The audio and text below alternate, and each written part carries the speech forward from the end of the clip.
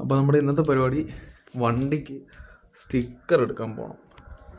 അതായത് നമ്മുടെ എയ്സിൻ്റെ ടെസ്റ്റാണ് നാളെ. അപ്പം നമ്മൾ മറന്നുപോയൊരു കാര്യമുണ്ട്. അതുകൊണ്ട് ഇത്തരം സ്റ്റിക്കർ നമ്മൾ ബൈക്കിൽ അടിച്ചിട്ടില്ല. ബൈക്കിൽ പാച്ച് വർക്ക് ഉണ്ടായതുകൊണ്ട് അത് മൊത്തം ഇളക്കി കളഞ്ഞിട്ടുണ്ടായിരുന്നു.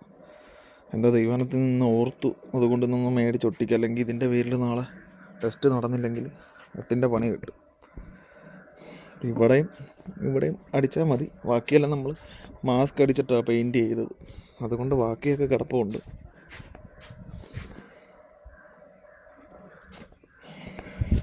ഈ സൈഡും കുഴപ്പമില്ല.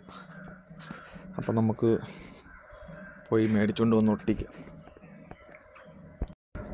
ഇന്നലത്തെ മഴയിൽ പണി കിട്ടിയതാണ്. ഒരുപാട് വെള്ളമുണ്ടായി.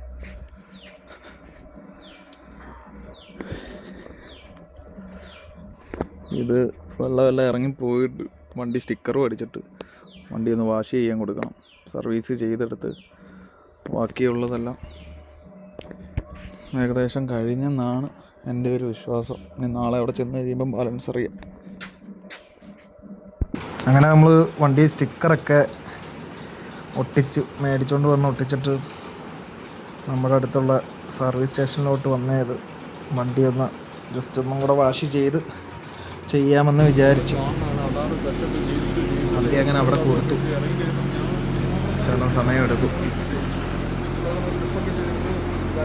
അത് കഴിഞ്ഞിട്ട് നേരെ നമ്മുടെ അടുത്തുള്ള അമ്പലത്തിൽ ഇന്ന് 1-ാം തീയതി ആയതുകൊണ്ട് കഞ്ഞി ഉണ്ടായിരുന്നു. ചേരാവള്ളി അമ്പലത്തിൽ.